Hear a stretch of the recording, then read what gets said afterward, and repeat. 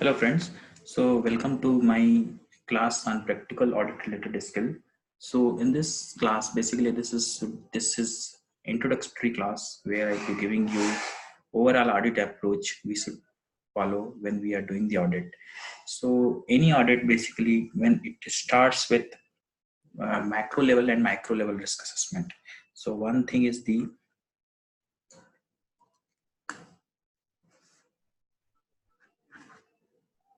macro risk assessment,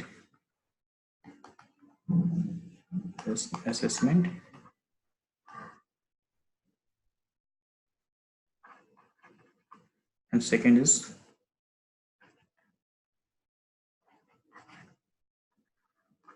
micro risk assessment. So what happens in any audit? At the start of the year, we prepare the audit plan. Audit plan basically is done on the basis of the macro risk assessment, where we, as audit department, we sit with the HODs, different HODs, our CEO, MD. We try to know their concern overall. Try to know their overall concern on risk, macro level risk, uh, the area which we cover during coming year audit plan. So on the basis of risk, also what we do that we take previous audit reports, previous annual reports, and try to find out that what are the overall risk in any department. So this is basically very macro level risk assessment. We don't deep down on the we don't deep down on the risk.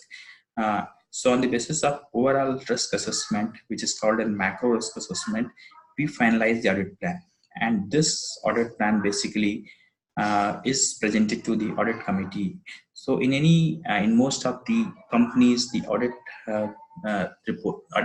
department reports to audit committee, and which is basically an ideal approach because audit department has to be independent department.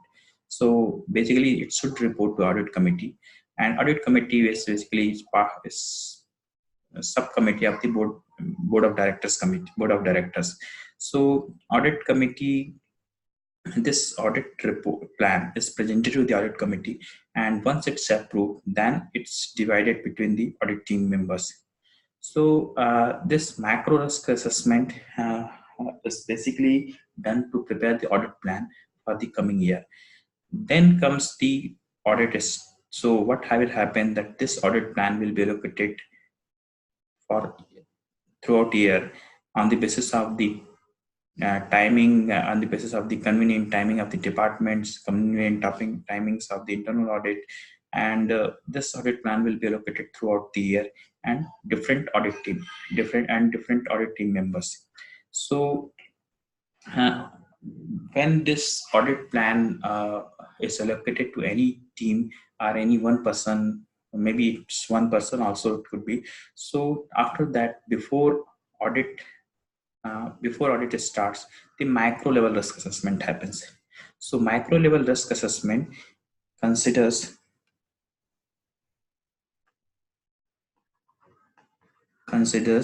input from macro level risk assessment,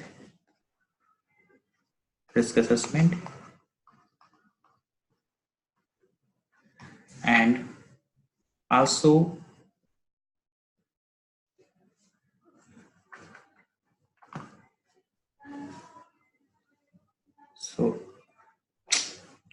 sorry, it's I have to adjust my digital pen, so please excuse me inconvenience. So also it considers the risk audit reports, previous audit reports,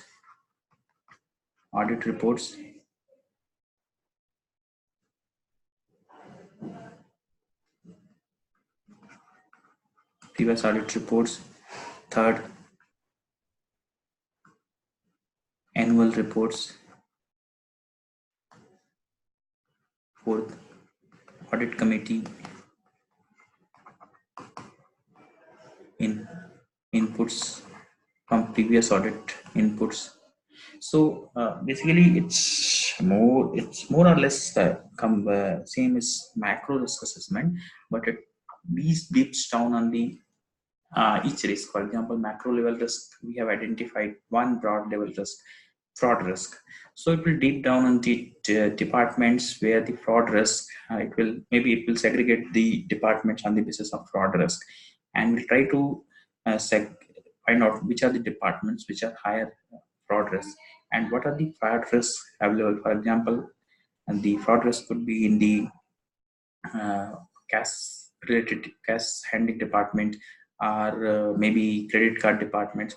So it's deep down into the uh, macro risk which have been identified, or maybe during the micro risk assessment, if new risks are identified, those risks are also de- analyzed in detail, and on the basis of this analysis, micro risk assessment happens. Or on the basis of the micro risk assessment, maybe risk might be categorized. In ideal cases, risk might be categorized high risk, medium risk, and low risk. So our audit focus, most of the audit focus, 85% time, maybe need to focus on high level risk and the some of the medium level risk. So these risks basically will, to address these risks, our audit scope is decided. So for example, we have okay.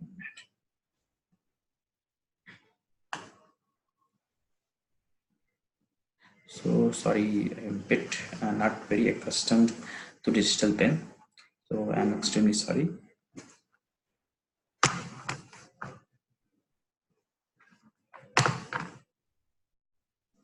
Mm, okay, so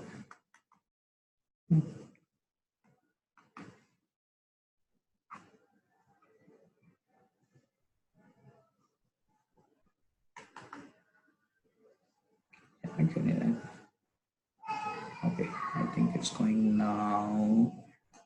It's going now. Okay, so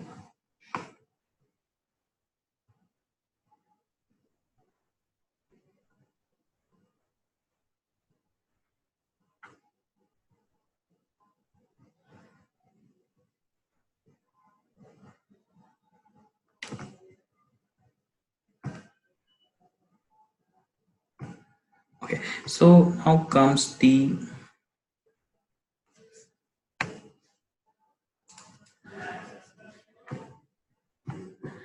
So now comes the micro level risk assessment which has been done. So on the basis of micro level risk assessment, we have found out broad risk. For example, uh, broad risk, under that broad risk on the basis of macro risk assessment. Under that broad risk, we have we have found out some specific risk which we have found out on the basis of micro risk assessment. So for example, fraud related related risk is broad risk. So under fraud related risk, we have categorized, we have found out micro level risk. For example, fraud risk in the cash handling department, cash handling department,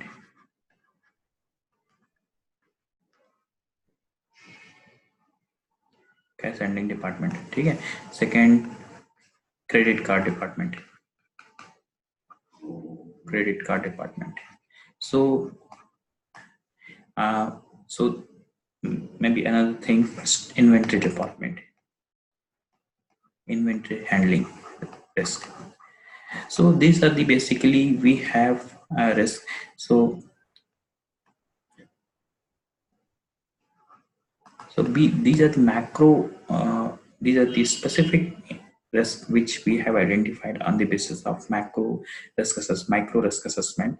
So maybe our audit scope, uh, maybe we can categorize these three risks, fraud related risk, into higher, lower, and mid. So maybe cash handling we can categorize, because cash amount of cash transaction will be low, will be not very low, but still it will be mid in the medium. So it could be risk, it could be medium. credit card transactions could be high, and maybe just related to credit card is also high, so it could be categorized high. Inventory risk, it's maybe if its inventory amount is quite high, so it could be categorized high. Okay. Second broad level risk which we identified was maybe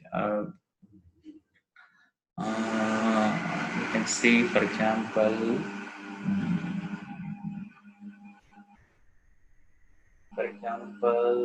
inventory as fixed asset related risk.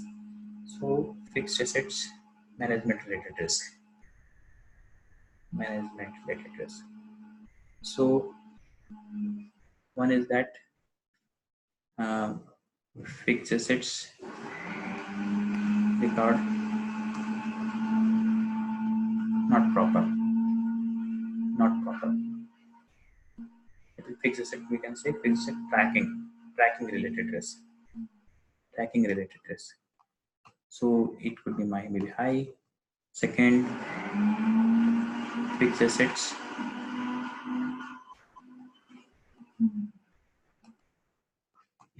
non-utilization risk, non-utilization risk.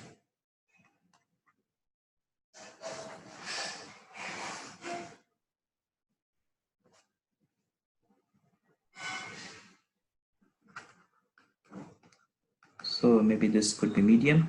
So we have added, and C category is non-tagging, fixed assets not tagged.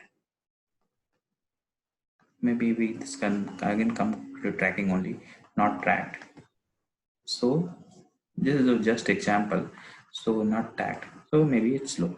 So uh, on the basis of this, because our audit has limited time limit, so we should address high risk and medium risk.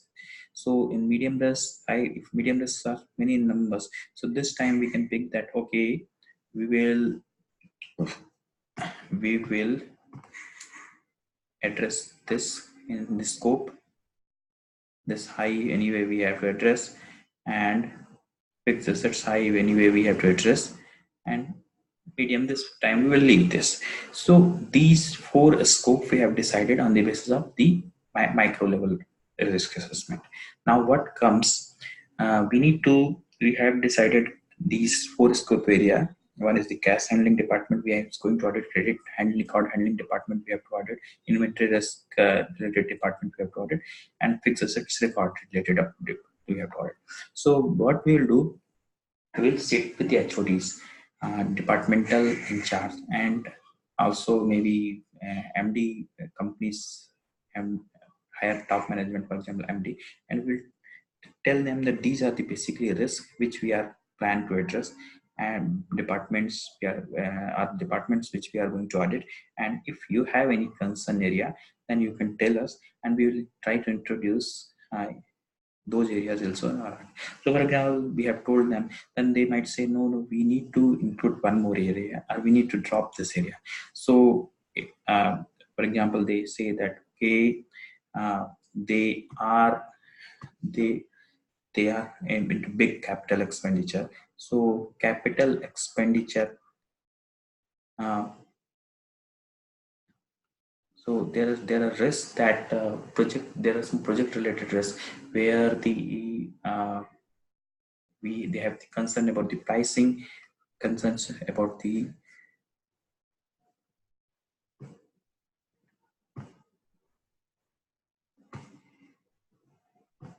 so they have concern about the pricing, concerns about the pricing,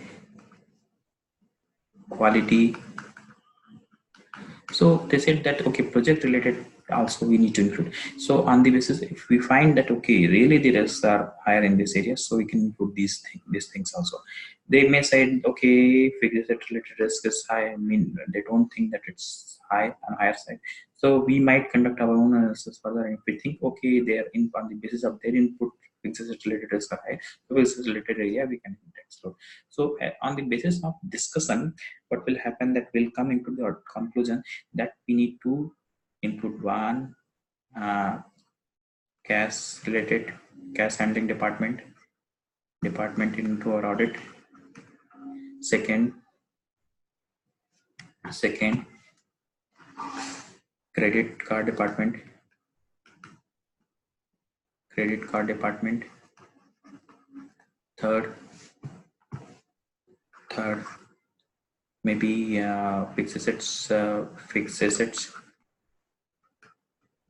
tracking, and fourth, project. So this will be our final project related department. So this will be our final audit list with final scope which we have zeroed on, and on the basis of our this scope we will draft a final mail or audit scope mail, and we will be sending to all the HODs, the concerned HODs, and also maybe we can keep into CC our top management of MD, CEO, etc. So sugar रह गई है, भूल गई बनाना, अभी आना जरूरी है, हाँ काम कर रहा.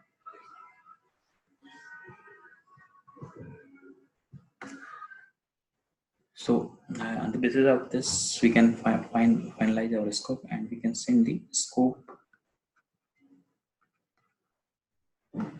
mail. So we can send this scope mail to our to as I said that to HODs, concerned HODs, and also top management. So basically this is the scope which we also during this discussion we can finalize the timelines. So we will be taking our audit from this week to this week, so we can finalize our timeline. So on the basis of this, we send the scope mail and timeline mail, and so this basically this audit scope audit scope decision is over.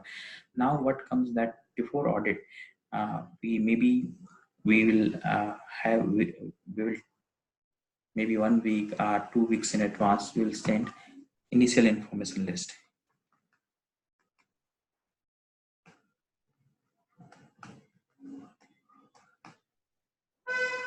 Initial information. So we'll ask for some initial information, and just to start our work, just to prior preparation, just for prior preparation for the audit.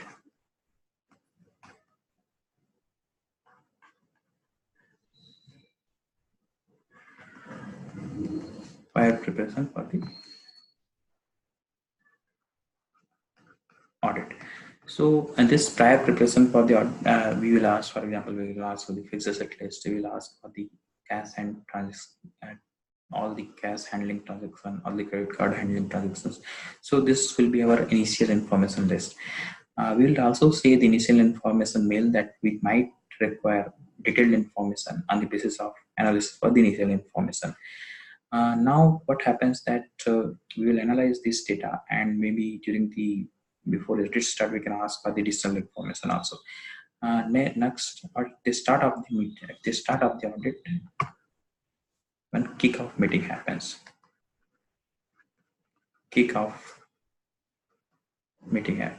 so basically this is official audit start. So the audit team will have the kickoff meeting with all the concerned HODs, concerned and relevant HODs, and will tell them that we will be doing the audit from this to this. We are starting audit from today, and we'll be doing audit from this to this. Fieldwork date will be from this to this, and we require complete cooperation from what are our complete cooperation from your side, what is our expectation, and what audit team can expect from us. So this is basically official audit start meeting. So after official audit start, the audit field work happens. So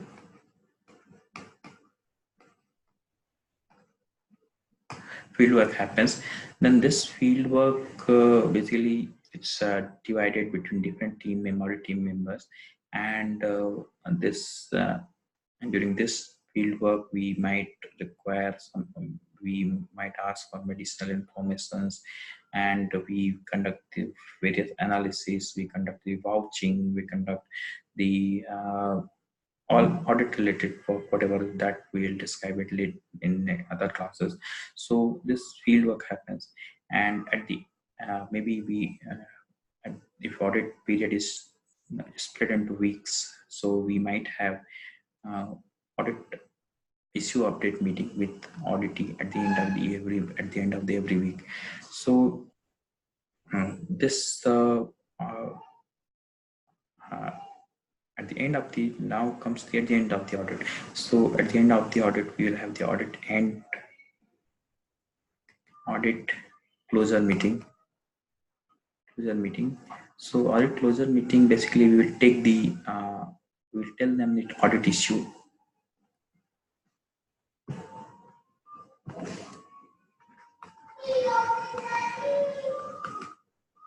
issues, and we'll also take their comment. We'll also take their comment, and we'll tell them that maybe our draft audit basically our TAT for the draft audit is from 1 week or 2 week closure from the audit. So on the basis of audit issues and comments, we will issue the draft report. And draft report basically will be addressed to concerned HODs, and we'll ask for their comment on the draft report, or we'll ask them that uh, if they think that some of the issues are not properly analyzed, that they are not properly worded, so they can come there with their feedback.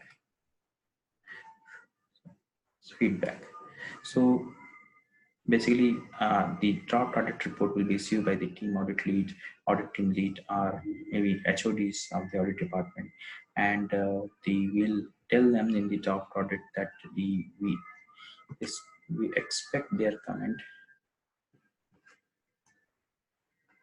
We expect their comments on draft report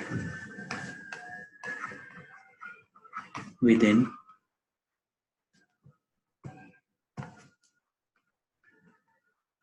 1 week or 2 week, whatever our TAT is there from the audits. So once their comment comes, their feedback comes, then audit team works on the final report. So basically, draft report also we say that they need to provide their action plan and target date.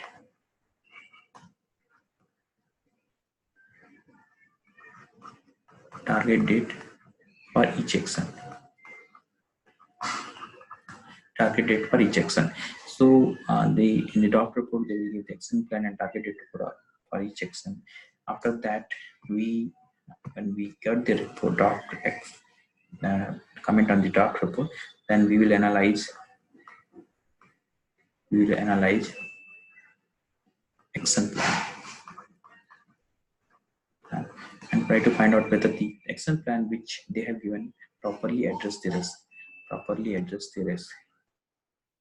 So if it addresses the risk, then we can accept, and timelines are reasonable, then we can accept their action plan. And if that doesn't, then we'll discuss with them and we'll try to finalize the action plan with the date. So basically this once we receive, then we on the basis of all the activities, we finalize the final report. So final report will basically read by the HODs. Most of the time it will be received by the HODs of the internal audit department, chief audit executive, to maybe MD or chairman of the company, and with CC to concerned HODs. So basically this final report, once this final report is issued, then comes the tracking of action. Then comes the tracking of action plan. So internal audit, basically tracking of action plan.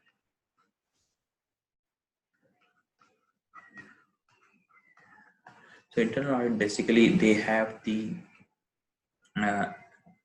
follow-up mechanism.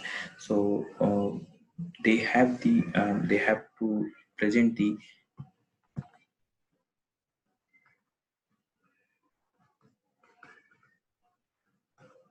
action taken report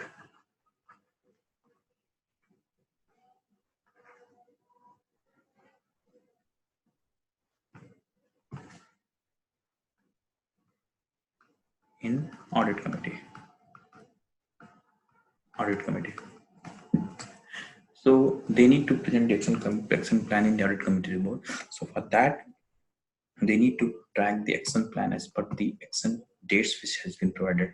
So action dates, every month, what will they do? That whatever the actions are due, actions due in month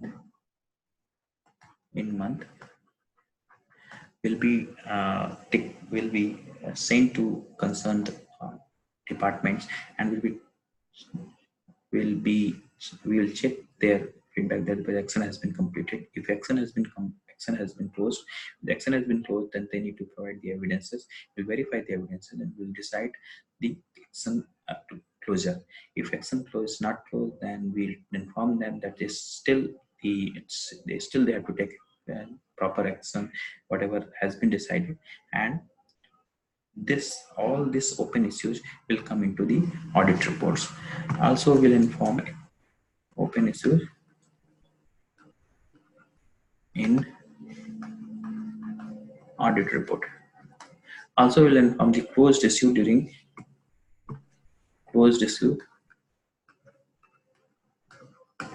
issue after last audit committee meeting. After last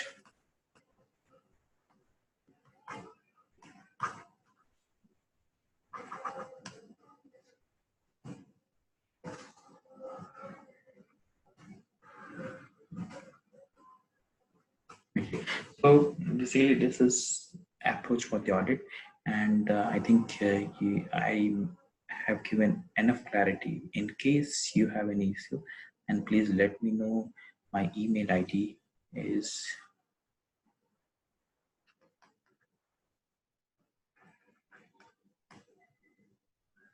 15@gmail.com.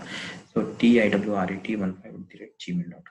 So thank you for attending this session, and uh, uh, please let me know if you have any issues.